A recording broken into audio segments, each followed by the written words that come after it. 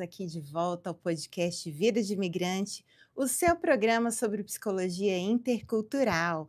E essa semana vamos dar continuidade aí aos episódios especiais que eu me propus a fazer com vocês, para a gente estar aqui, ó, juntos conversando, trocando informações e principalmente você conhecendo um pouco mais da minha história. Mais uma vez estou só eu aqui, porque como eu falei no último programa, a gente sente vontade, às vezes, de falar um pouco mais, até do que a gente faz, de como a gente é, para poder se conectar cada vez mais com o nosso público, com você que está aí do outro lado. Estamos aqui, então, na Rádio TV Reli. Para você que está nos acompanhando pela rádio, fique ligado na programação. E toda semana, então, estou aqui, toda terça-feira, às 10 da manhã, com o podcast Vida de Imigrante. Hoje, então, nós vamos ter um tema aqui que é o seguinte: talvez vocês possam ter uma curiosidade ou não, mas de certa forma é algo que muitas vezes eu preciso sempre relembrar algumas pessoas, porque afinal de contas, quando a gente tem uma profissão como a psicologia, as pessoas ficam um pouco assim: ah, mas você é psicóloga, por que você está sentindo assim? Por que você está agindo assim? Então, o tema de hoje, pessoal, é o seguinte: por trás do jaleco, uma mulher que também sente. É claro que jaleco é muito mais para quem é médico e tudo, mas como vocês já sabem, quem está me acompanhando, eu também já usei muito jaleco na minha vida, viu? Porque como psicóloga hospitalar, já trabalhei em UTI, já trabalhei em hospital, em todos os lugares do hospital, e até mesmo na residência, quando eu estava no serviço de atenção domiciliar, eu usava o meu jaleco. Então é como se fosse uma capa protetora ali, mas que por trás existe sim aqui uma mulher, alguém de carne e osso, que também sente, que também vibra, que também chora, que também tem os seus sentimentos. Então hoje eu vou compartilhar um pouquinho com vocês sobre isso, o que que vocês acham? Mas quem está ligado aqui na Rádio Reli, acompanha também aqui no YouTube, @Rádio Reli. Estamos então, né, sendo acompanhados aí no nosso programa. Você pode mandar seus recados, seus comentários no chat do YouTube, que eu vou responder. E também, lembrando que ficam gravados todos os episódios e você pode me acompanhar também no meu canal do YouTube, o @PatriciaRigoni_8. Lá tem todos os episódios que a gente já fez aqui na Rádio Reli. Já tem vários, já tem muito conteúdo. Tem outras informações também que você pode acompanhar, palestras que eu já dei, enfim, todo o conteúdo que a gente se preocupa em trazer para você, para trazer cada vez mais informação e bem-estar também, porque muitas vezes é isso que a gente precisa, não é? De uma informação bem colocada. Lembrando que a Rádio Reli também tem as redes sociais no Instagram, @Rádio Reli, e o meu também, meu Instagram, @PatriciaRigoni_D.Baldi, tá certo? Então agora, 10 da manhã aqui na Rádio Reli, aqui na Flórida. Para quem está me acompanhando em qualquer lugar do mundo, seja muito bem-vindo, muito bem-vinda. Bom, você pode também mandar recados aí pelo WhatsApp, o da rádio é o 754-276-6361 e o meu é o 863-210-9488. Então vamos lá, né, vamos dar início aí a essa jornada, esse episódio especial de hoje. Eu quero te contar, então, aquilo que talvez você nunca tenha escutado de uma profissional de saúde mental. Como eu já comentei, muitas vezes, as pessoas confundem um pouco ou então acreditam que a gente é só uma coisa, mas a gente é muito mais. A profissional está de um lado, mas também tem a mulher, tem a mãe, tem a esposa, tem um monte de papéis aí que a gente exerce e que é importante colocar, né, como é que funciona. Então, assim, antes mesmo de ser terapeuta, né, eu vou contar aí a minha história. Ah, mas por que que você virou psicóloga? Como que é isso? Ao longo da minha vida, eu sempre tive comigo que eu tinha uma curiosidade até, vamos chamar assim, de entender como é a vida, de onde ela vem, como se nasce, qual é esse mistério que acontece, por que que a gente está aqui, talvez coincidência ou não, né, perguntas existenciais aí desde sempre pelo ser humano, mas isso já me acompanhava desde muito novinha. E aí o que acontece? Eu dizia para minha mãe assim: "Mãe, eu vou ser médica quando eu crescer". Médica, minha filha? Sim. E eu vou ser ginecologista e obstetra. Eu não esqueço isso. Até meus 17 anos ainda era essa a minha ideia, porque esse fascínio pelo início da vida, de como tudo surgia, sempre me encantou. Mas ao mesmo tempo eu já tinha ali, já no ensino médio, algumas opções, eu dizia assim: "Não, primeiro lugar é medicina, mas em segundo pode ser psicologia". E na época eu acho que eu nem entendia muito bem o que era isso, mas eu buscava, né, ter essa segunda opção. E aí o que que aconteceu? Né, eu tive uma infância marcada por uma separação dos meus pais, isso tudo me constituiu também enquanto uma criança um pouco precoce, que teve que amadurecer seus sentimentos muito antes da hora. E com isso também veio os lados negativos que acontecem, né, uma carência emocional, uma série de coisas assim. Movida pelo desejo de ter uma família, né, já que a minha não tinha sido como nos moldes a gente diz tradicional, eu me envolvi muito cedo com uma pessoa, engravidei e aos 17 anos eu já era mãe e estava casada. Então isso meio que deu um corte no meu trajeto profissional, porque eu tinha acabado de fazer o vestibular para medicina, tinha ficado por passar, e aí veio então uma criança, o João Pedro, que hoje tem 23 anos. Podem fazer as contas aí que vocês vão saber quantos eu tenho. Mas enfim, ele veio então para mim, na minha vida, só que esse relacionamento meu, ele não foi muito saudável, acabou sendo um relacionamento abusivo e que não teve um desfecho muito feliz. Só que no último ano, antes de acontecer uma tragédia, porque foi isso que aconteceu, eu dizia assim, eu já estava com 23 anos, e eu dizia: "Gente, mas eu amo estudar, eu preciso voltar, eu preciso fazer alguma coisa para mim, porque eu não consigo mais ficar só assim, né, sendo mãe, sendo esposa, trabalhando, eu precisava ir atrás do meu chamado". E foi aí que na cidade onde eu morava, não tinha medicina, mas tinha psicologia.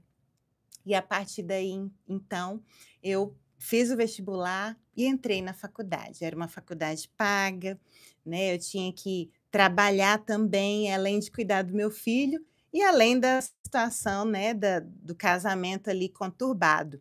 E a tragédia que aconteceu foi que, por fim, eu estava no primeiro período de psicologia e o meu ex-marido, ele não conseguiu ficar na vida. Então ele acabou, né, abortando aí a própria vida e me deixou viúva com meu filho de 4 anos. Mesmo assim, eu não desisti, porque desde o primeiro momento que eu iniciei a faculdade de psicologia, eu senti uma chama dentro de mim muito forte, muito decisiva para mim. Eu dizia: "Agora eu vou conseguir começar a entender o que se passa na mente humana, por que que nós somos assim, por que a gente age assim". Inclusive, diante de tudo que eu estava vivendo, né, e vivi, na minha vida até aquele momento, também me instigava a querer entender mais sobre isso. Depois eu fui percebendo que eu também precisava me conhecer. Então, com esse marco aí da minha viuvez, eu comecei a fazer terapia, isso há quase 20 anos atrás, né. Então, a partir daí eu consigo, iniciar um mergulho muito profundo em mim mesma, nos estudos, e isso tudo só me dava mais certeza de que esse era o caminho. Daí, com o tempo, eu fui entendendo que, na verdade, a medicina é porque talvez é uma ciência que é mais falada, é mais comentada, mas no fim das contas se aproxima muito da psicologia quando se fala de saúde, de cuidados, de curas, né, seja elas de várias formas, e também da questão vida e morte, né, o tempo todo quando a gente nasce, morre para certas situações, simbolicamente, renasce e por aí vai, dentro daquela famosa resiliência, que é um termo que eu já trouxe bastante aqui para vocês, e que é tão importante na nossa vida e é inerente do ser humano. Bom, então a partir daí, eh, eu comecei, né, a estudar, fiquei estudando, fiz até a metade da faculdade lá na minha cidade, que era no Espírito Santo. Mas aí, 2 anos depois que eu estava sozinha, eu conheci uma outra pessoa que era de Goiânia, e daí eu me mudo para Goiânia junto com o meu filho, e eu consigo fazer, passar no vestibular, né, de transferência da UFG, da Universidade Federal de Goiás. Daí então minha vida muda completamente, eu consigo ter uma expansão ainda maior dos conhecimentos, eu consigo mergulhar em diversos lugares da psicologia, e era integral, então eu fazia aquilo de uma maneira muito apaixonante, muito apaixonada. E dentro disso, nos 2 últimos anos, antes de eu me formar, eu já dei entrada também como voluntária no Hospital das Clínicas. Lá existem várias bolsas, né, voluntárias, de alunos voluntários em que cursos de extensão, né, ou mesmo estágio não remunerado, a gente já começa a ter o contato. E a partir daí, então, eu começo a mergulhar num outro universo, porque de cara eu já entro no setor de mastologia do Hospital das Clínicas. Bom, diante de toda a minha história, de todas as coisas que eu já tinha passado, foi um desafio muito grande. Eu me lembro que antes era toda quarta-feira, se eu não me engano, que eu tinha que chegar lá às 7 da manhã e pegar os atendimentos das mulheres que iam receber o diagnóstico, ou que iam iniciar a quimioterapia, ou que já estavam em quimioterapia e precisavam de acompanhamento. O serviço da psicologia no Hospital das Clínicas ainda é hoje referência, então havia um cuidado muito específico com essas mulheres, com as demandas psicológicas. E eu tenho um grande amor e carinho pela minha mestra, a Márcia Veloso. Se você assistir esse episódio, Márcia, ele é especial para você também, porque eu sou muito grata a tudo que ela me ensinou e que me fez a psicóloga que eu sou hoje também, porque ela me mostrava aquilo que eu já sentia no meu coração, o tanto que era delicado e sutil algumas coisas, e que no fim das contas, se a gente não cuida, a gente pode adoecer de uma forma muito grave. E queira ou não queira, o câncer de mama, assim como todos os cânceres que são multifatoriais, mas ele também tem um fator emocional muito importante. E ali eu comecei a vivenciar situações junto com as pacientes que me remetiam aos meus traumas também. E tudo isso eu continuei com muita força, com muita fé, com muito estudo também, a seguir nesse caminho, porque ao curar o outro eu também me curava. E esse é o meu lema, né? Eu já venho trazendo aqui em vários programas o tanto que existe essa troca. No último mesmo, agora, o primeiro especial que eu fiz, eu comentei sobre isso. Ninguém é o dono da verdade. É claro que a gente tem muitos estudos, né, e a gente busca cada vez mais se aprimorar, mas nada melhor que uma história real, vivida por uma pessoa, para nos ensinar coisas que às vezes a gente nem imagina que é possível. Por isso que eu trago tantos convidados aqui, né, nesse novo momento meu de vida aí, da vida de imigrante, desse programa maravilhoso, que eu trago esses conhecimentos da psicologia intercultural, trazer um exemplo real, né, de você que está passando pela situação de imigração, trazer como são os desafios, como foram, como você superou, não tem nada de mais precioso. Então já fica o convite aí também para você que quiser ser entrevistada por mim, trazer sua história, só me chamar, tá bom? Bem, continuando, eu fiz então ao todo 6 anos de faculdade. E com isso, eu fui experimentando, porque concomitante a isso, primeiro eu tinha me mudado de estado, então a minha mãe já tinha ficado no Espírito Santo junto com a minha irmã. Antes disso eu já tinha me mudado de Aracaju, porque eu sou natural de lá e meu pai está lá, eles se divorciaram, eu tinha 11 anos, então eu já vivia esse momento pessoal de mudança, né, de saudade daquele núcleo familiar, mesmo que diferente, né, enfim. Já sentia saudade do meu pai, agora da minha mãe e da minha irmã. Mas eu vivia isso, um novo casamento também, onde eu tinha aí também mais 2 enteados, além do meu filho, então todo esse desafio, 3 meninos para cuidar, né, a faculdade integral, então era muita coisa envolvida. Fora todos os meus traumas do primeiro relacionamento, que vira e mexe, né, tinha algum gatilho, alguma questão que a gente se prendia, mas que, na verdade, essa experiência foi um pouco diferente, né. Nesse casamento eu vivi um pouco o contrário do que era um relacionamento tipicamente abusivo, explicitamente abusivo. Porém, não deixou de ser um pouco, desafiador também. Então eu fiquei por 10 anos casada, mas chegou um momento em que algo dentro de mim ansiava por mais realização. É claro que isso tudo embasado em muita psicoterapia pessoal, muitos estudos também. Eu nunca mais abandonei a prática de me cuidar. Isso é inevitável. Eu preciso, mesmo que eu não fosse psicóloga, essa busca pelo autoconhecimento, ela é inerente para mim, ela é essencial. Eu preciso sempre entender um pouco mais, cada vez mais, quem sou eu. Que eu amo o que eu faço, e esse é o convite para você que quiser mergulhar, eu vou junto. Eu falo para as minhas pacientes: "Você quer mergulhar? Então vamos. Pega aqui, eu pego na sua mão, nós vamos lá e a gente volta", porque eu já estive nesse lugar várias vezes. Eu estou contando aqui só um pouquinho da minha história, mas aos poucos eu vou trazendo mais coisas. Mas enfim, esse relacionamento então, ele veio com uma carga, vamos dizer assim, grande, no sentido de uma expectativa de que então eu precisava manter essa relação a qualquer custo, afinal de contas, ele não era, agressivo como o outro era, ele não era, a gente não brigava, né, parecia um conto de fadas. Ele também vinha de um relacionamento que foi complicado, então nós 2 nos unimos pela dor, né, o que acontece muito e está tudo bem também. Só que aos poucos vieram acúmulos de funções, aconteceu algo que a gente chama inclusive, que depois eu vim entender melhor, até pela constelação familiar, de troca de papéis, quando a mulher assume muito as funções do homem e o homem fica num lugar mais passivo. Então isso tudo foi também me machucando, não é, me adoecendo, na verdade. Enquanto isso, a minha carreira profissional deslanchava, porque isso eu tenho muita gratidão, porque me deu espaço para que eu pudesse ter essa liberdade de fazer o que eu quisesse e continuar buscando o que eu precisava.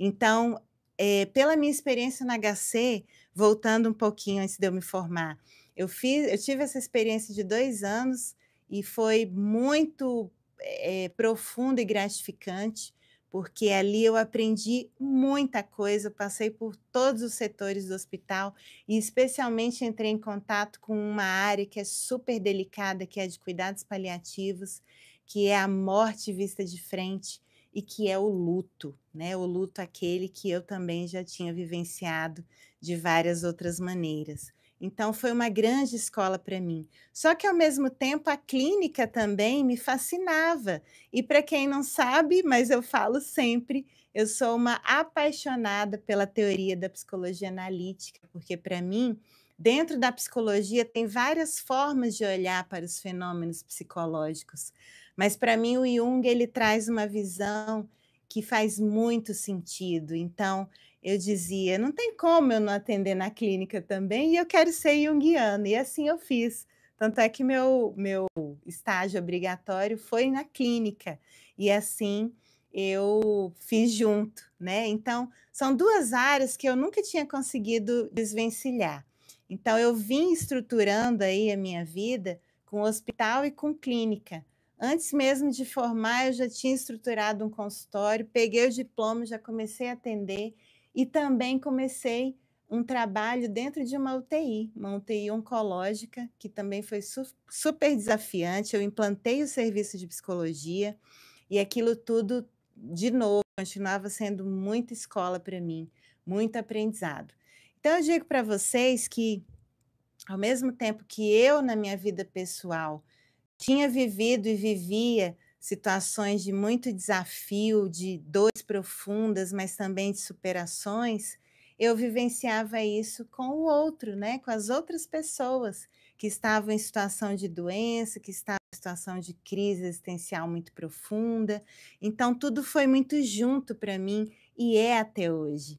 Então o que acontece? Eu passei pela UTI oncológica, depois eu passei por um hospital onde eu dei plantões na emergência, que também foi um desafio muito grande e que também me ensinou uma coisa, que a gente tem nossos limites.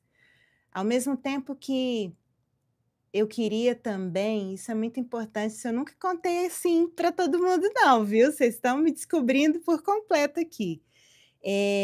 A gente cria alguns mecanismos de defesa, então diante de dores que para mim eram muito profundas, é como se eu quisesse, através da dor do outro, acalentar um pouco as minhas. Só que nisso, se a gente não aprofunda nas nossas, a gente corre o risco de sobrecarregar de uma maneira que vai adoecer também.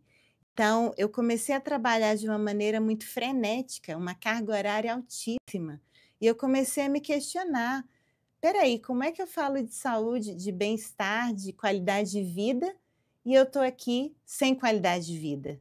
Como eu vou falar de uma vida plena, se na minha vida pessoal eu estou me anulando, eu não estou dando os limites necessários?". Então isso tudo começou a gerar muitos questionamentos dentro de mim, e eu fui percebendo que eu tinha que ter limites, dar limites para mim em primeiro lugar, e o outro também perceber o limite que precisa ser feito.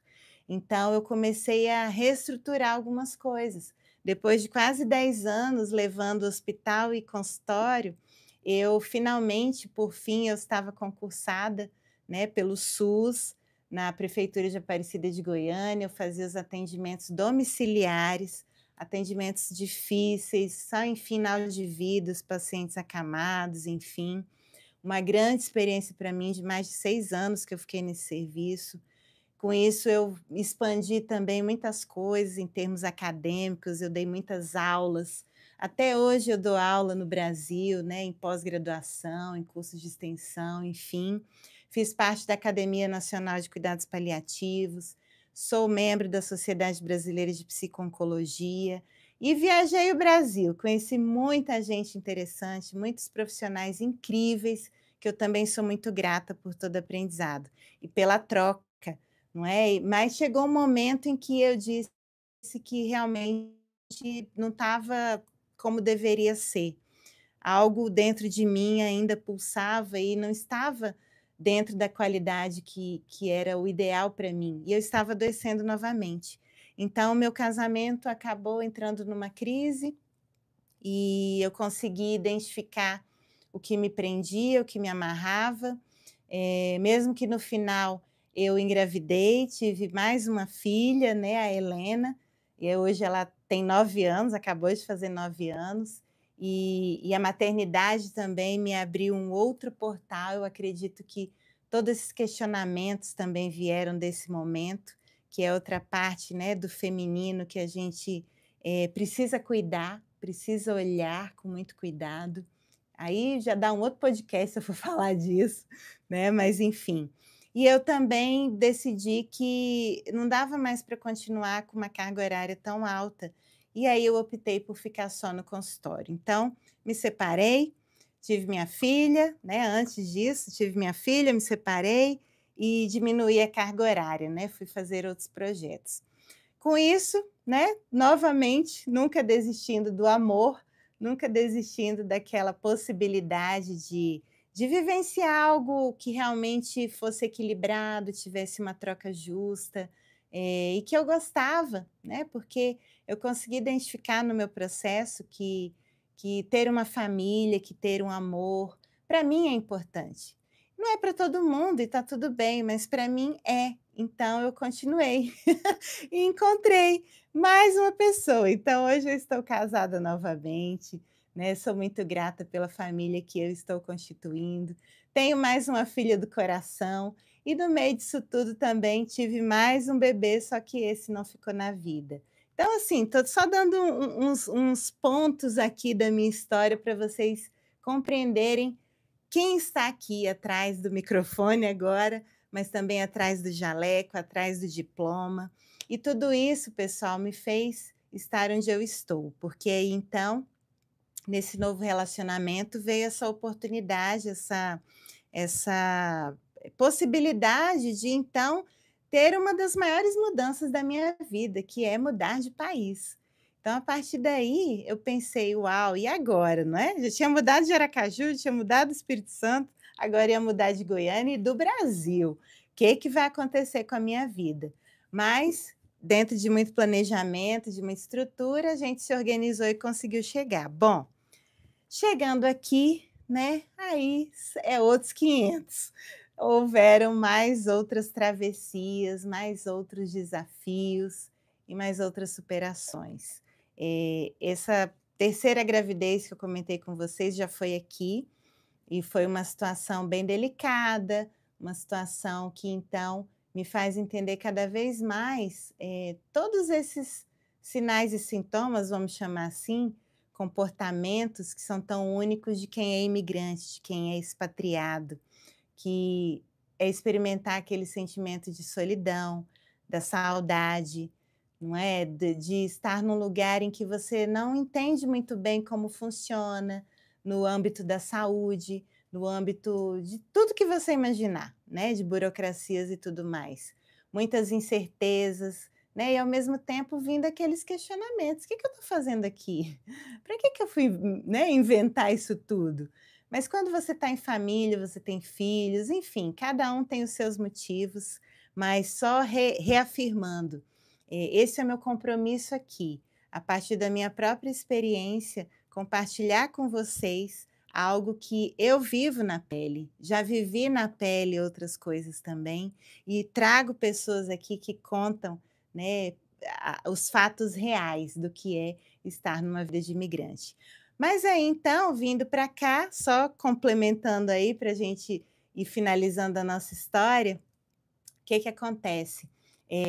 Eu continuei com a minha clínica online, então hoje ainda eu tenho os meus pacientes, né, tenho os meus acompanhamentos do Brasil, mas eu sei que aqui eu precisava me reinventar, precisava trazer novas formações, novos certificados, porque isso é importante. Aqui eu não sou a psicóloga que eu sou no Brasil, eu preciso fazer uma série de outras coisas para chegar nesse lugar. Então eu comecei a descobrir, né, sobre a psicologia intercultural, eu contei sobre isso no do episódio anterior, e estou onde estou hoje como consultora terapêutica intercultural. Então, todas essas vivências, não é, eu quis trazer para vocês para mostrar que essa sou eu, mulher e a terapeuta que eu sou hoje. Estou com 42 anos, não tenho problema de falar disso, né, toda essa minha experiência aí, desde criança, que foi internalizando em mim e me dando a certeza que se eu sinto e sou ser humano, eu entendo alguns pontos que você também pode estar passando, que você também pode estar sentindo, e de repente eu consigo sim pegar na sua mão e te trazer para um lugar de mais completude e que você se sinta mais inteira, mais completa dentro do possível.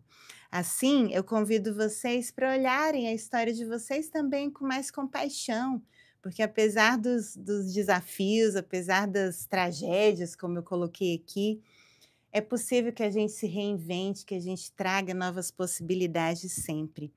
E assim eu convido você, especialmente que está nesse processo de imigração, de mudança de país, de mudanças, né, de várias ordens aí, mesmo que seja existencial no seu mundo interno, a fazer parte, não é, desse movimento aí de autoconhecimento, de autorrealização e autoamor.